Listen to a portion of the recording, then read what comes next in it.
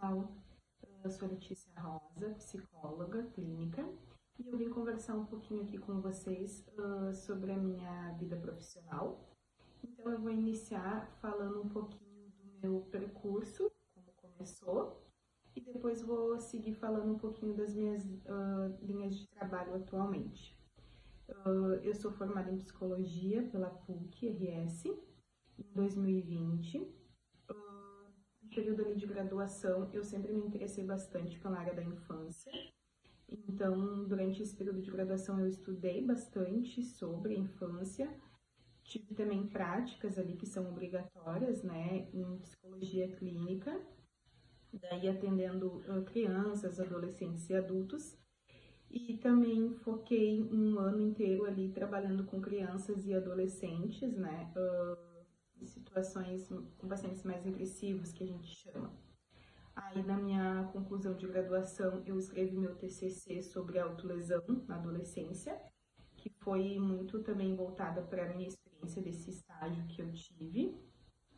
E logo depois de formada, como eu gostava bastante da clínica, eu comecei na verdade, mas sigo até hoje, trabalhando com a psicologia clínica. E aí eu comecei a fazer atendimentos, né? Como teve uma questão histórica ali da pandemia, algo que eu me formei, então os atendimentos eu comecei realizando online e depois, isso já profissional, né? Nos estágios ainda me experimentei no presencial. E aí depois que acabou a pandemia, eu comecei a fazer atendimentos presenciais. Acho que depois de um ano, mais ou menos.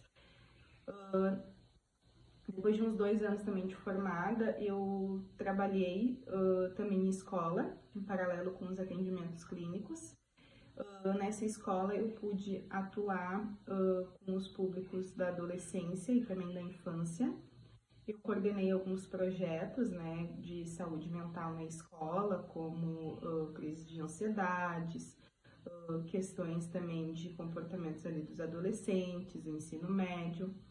E supervisionei também 2 colegas atualmente hoje, né, em estágio clínico de psicologia. E aí eu fiquei trabalhando por uns 2 anos nessa escola.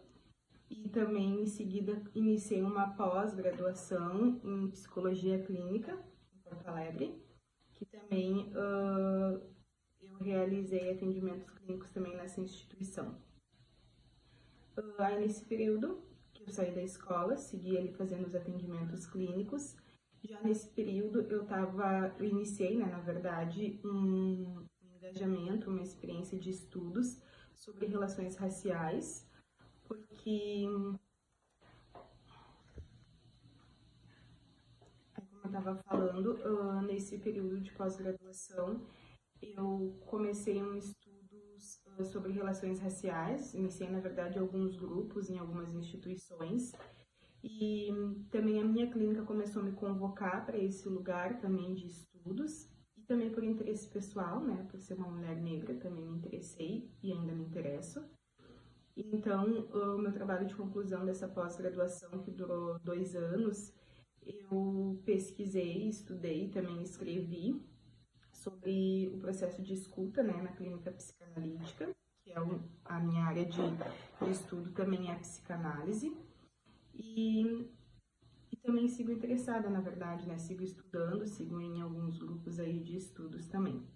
E durante esse período de 2 anos, do qual eu fiz a pós-graduação, eu também participei de um departamento de pesquisa, do qual a gente atuava lendo artigos, elaborando artigos, e também fazendo contato, né, com alguns pacientes para poder entender um pouquinho do término, né, dos tratamentos. Em paralelo também com a clínica, né, do qual eu venho estudando ainda a questão da psicanálise, questão de relações raciais, eu pude também estar participando de alguns lugares onde eu pude estar conversando sobre saúde mental, participando em instituições escolares, né, falando um pouquinho sobre adolescência, questão de saúde mental, questão de suicídio, muito de acordo com uma demanda, né, das instituições que me procuraram.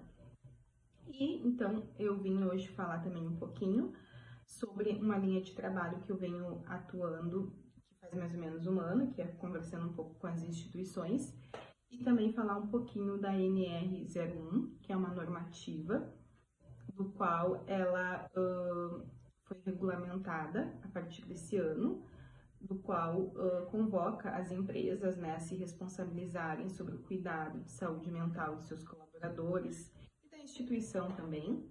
É uma normativa que vai começar a ser exigida a partir do ano que vem, mas já está em vigor. Então, essa normativa, ela tem muito a contribuir no sentido de poder olhar tanto para o coletivo, para os colaboradores como um todo, mas também para o individual. Esse movimento começou a acontecer devido a muitas pessoas estarem sendo encostadas ou afastadas do trabalho devido a um adoecimento de saúde mental relacionado ao ambiente de trabalho. Então, o Ministério do Trabalho trouxe como pauta, né, junto com a psicologia, tentar entender o que está acontecendo aí e também responsabilizar as empresas para que elas cuidem, né, dos seus colaboradores e da saúde mental.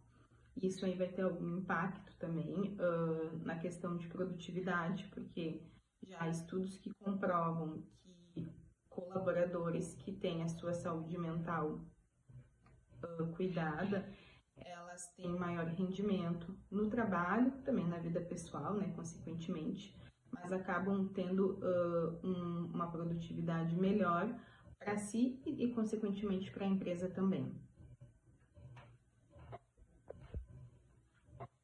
Nesse trabalho que eu venho exercendo, levando a saúde mental para as instituições, tem uma divisão, na verdade, né?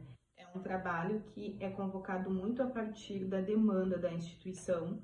A empresa vai estar nos convocando e a gente vai estar sentando e conversando para entender a demanda, né? Se é uma demanda coletiva, se é uma demanda individual. Às vezes a instituição pode precisar de algo mais pontual. Ah, Letícia, eu quero cuidar da saúde dos meus colaboradores através de workshop ou através de um espaço, seja em grupo, seja individual, em que eles possam estar trazendo as suas questões envolvendo a relação de trabalho e que vocês possam estar cuidando em relação a isso. Pode ser algo pontual, como eu disse agora, mas também pode ser algo contínuo, em que a empresa se propõe a cuidar da saúde mental a longo prazo. Então, a gente faz um contrato aí um pouco maior, em que a gente se compromete em estar fornecendo um espaço de cuidado de saúde para esses colaboradores e também utilizando, às vezes, de datas pontuais como Setembro Amarelo, Janeiro Branco, épocas de finais de anos em que as pessoas estão mais mobilizadas emocionalmente, para estar trazendo e reparando e cuidando esses funcionários e a instituição como um todo nesse período.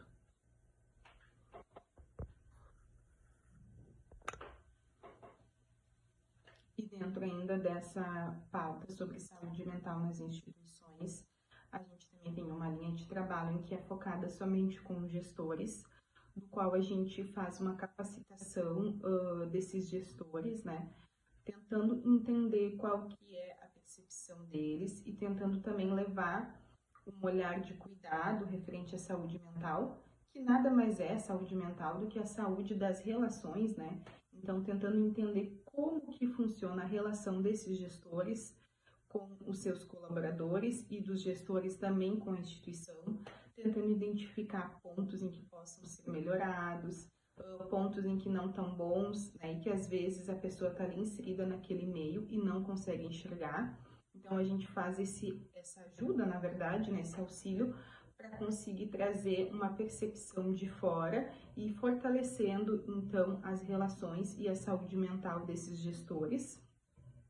Então, é feita uma capacitação que, como eu disse, assim, depende muito da instituição, do número de colaboradores, para a gente poder pautar qual o tempo que vai ser feito esse trabalho com esses gestores. Às vezes é um tempo de um dia, de 8 horas, às vezes é algo que vai durar mais de dias, mas aí vai sendo também dentro de acordo com a demanda da empresa e horários e disponibilidades da empresa também.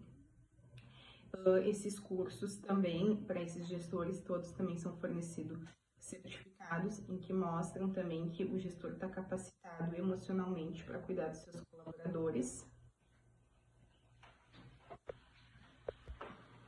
E depois também uma outra linha de trabalho, que é uma linha em que é focada com os gestores principais, digamos, dependendo também da instituição, né, se